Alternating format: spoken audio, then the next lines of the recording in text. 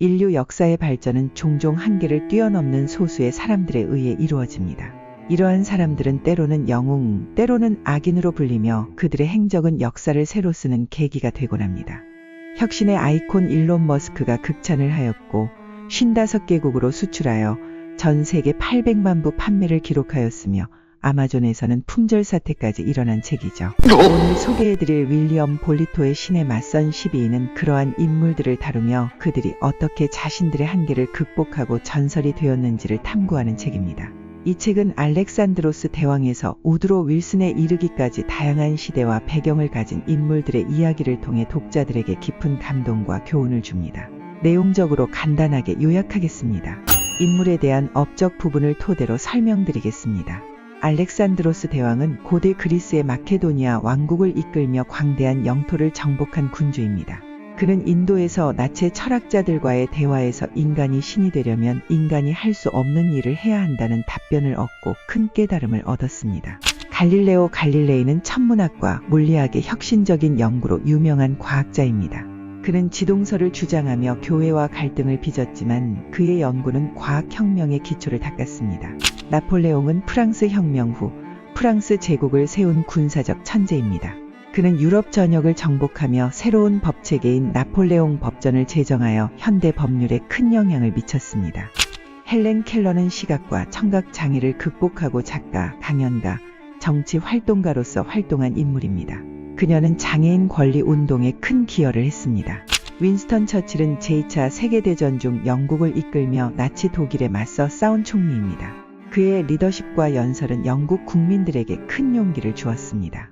에밀리아노 사파타는 멕시코 혁명의 주요 지도자로 농민들의 권리를 위해 싸웠습니다. 그는 토지와 자유를 외치며 대규모 농지 개혁을 추진했습니다. 마하트마 간디는 비폭력 저항 운동을 통해 인도의 독립을 이끈 지도자입니다. 그의 철학은 전 세계적으로 많은 사회 운동에 영감을 주었습니다.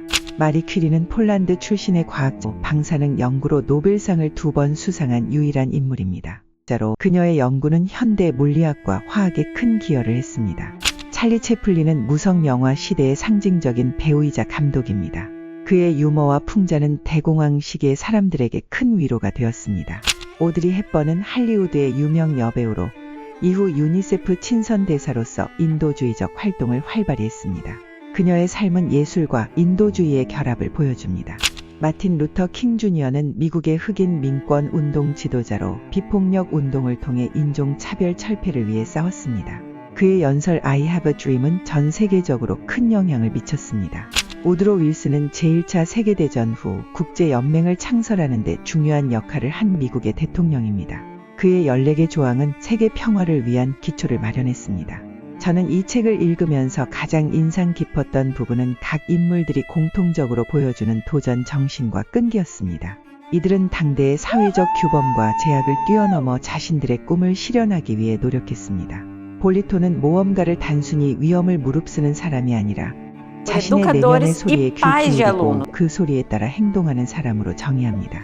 그는 모험가를 우리 안에 있는 모험가와 모험가 안에 있는 우리라는 두 가지 측면에서 설명합니다.